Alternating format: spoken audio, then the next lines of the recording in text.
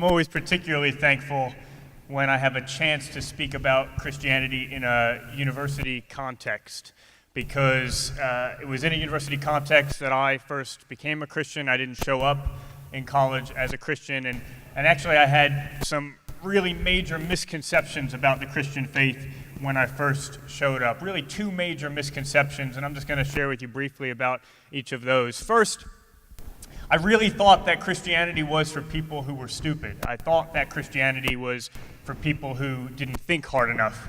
Actually, the first Bible that I ever had, I was challenged to read through it by someone, and as I did, I would cross things out and add things, and I'd write a big BS in the margin whenever I disagreed, and Christians would sort of look over and say, "Why do you have a BS in the margin of your Bible?"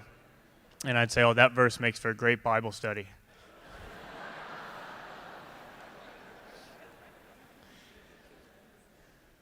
I came over time to think that I was dead wrong in my assumption that Christianity had to be anti-intellectual. I don't want you to take my word for that. I want you to go out and look into it yourself. That's what I did.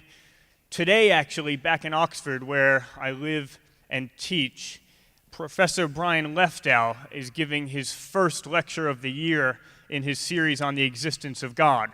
Leftow is the head professor in philosophy of religion at Oxford, and each week in that series, he'll make a rigorous defense of a different argument for God's existence. Now, I wish I had time to talk to you about each one of those arguments now. I don't. Feel free to bring that up in the Q&A if you want. Before Leftow held the head post at Oxford in philosophy of religion, it was held by a man named Professor Richard Swinburne.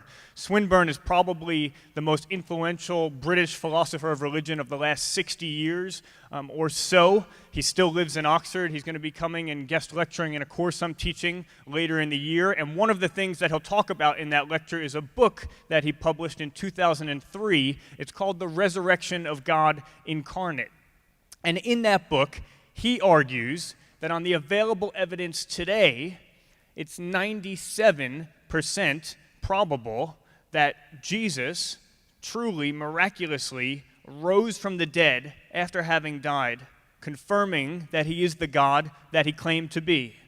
Now, that might sound like a crazy claim to you. It certainly sounded like a crazy claim to me. But I just couldn't believe that there were people of this stature who were writing about these things and coming to conclusions like that and being able to defend them. We're talking about a book that's published by Oxford University Press, someone who's considered the foremost philosopher of religion in all of Britain and who can ably defend that claim at top academic conferences all around the world, and I've seen him do it. And for me, at least, that forced me to the position where I had to say it has to be possible to be fully committed to intellectual rigor and also to be a fully committed Christian. I think I was wrong that Christianity is for people who don't think hard enough.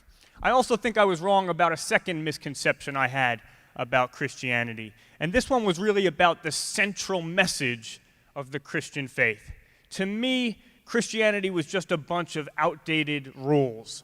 It was like those 613 laws that Ravi mentioned.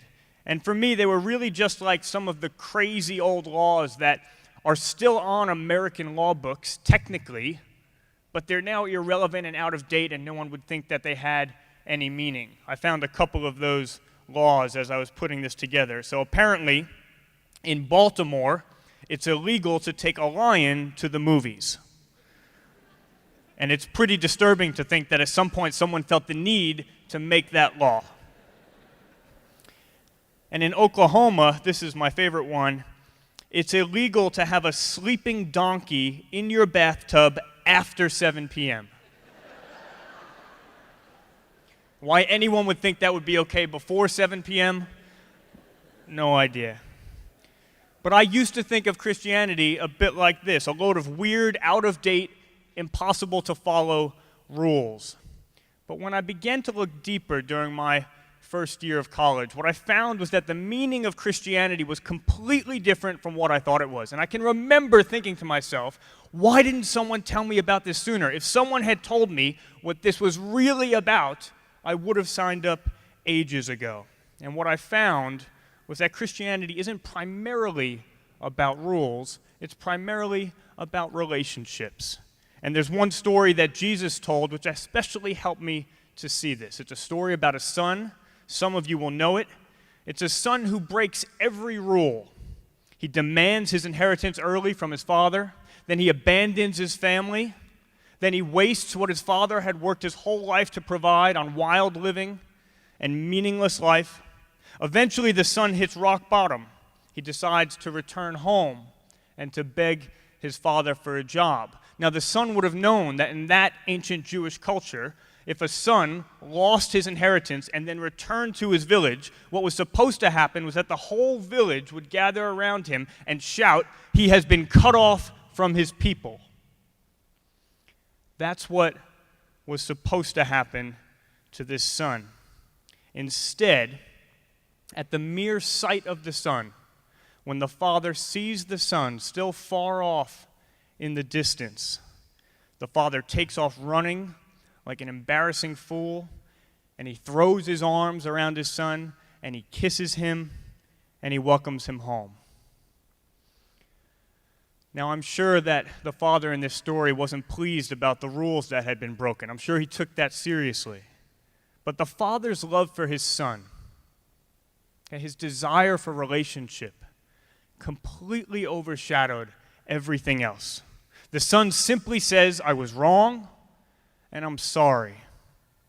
But before he can even get the words out of his mouth, the father throws his arms around him and squeezes him tight. He embraces him just as he is. And then to show the son just how committed he is to having him home again, he puts the best robe around his shoulders. He puts the family ring on his finger, sandals on his feet, and then he goes and he kills his best animal and he throws a huge party for his son. So often in this life, you are going to be asked to believe that your value as a human being depends on how well you adhere to other people's rules and how well you meet their expectations, that you're only worth getting excited about if you've been impressive or successful or beautiful. Christianity says otherwise. Christianity says that the best forms of love are not about deserving. They're not about what we earn or merit or accomplish. They are simply about being a child. The son in this story, he broke every rule, but he was a son. He was family, and that was more than enough. And Jesus told that story as a picture of God's love for us. Love that is unconditional. Love that cannot be earned by following the rules. Love that cannot be lost by breaking the rules.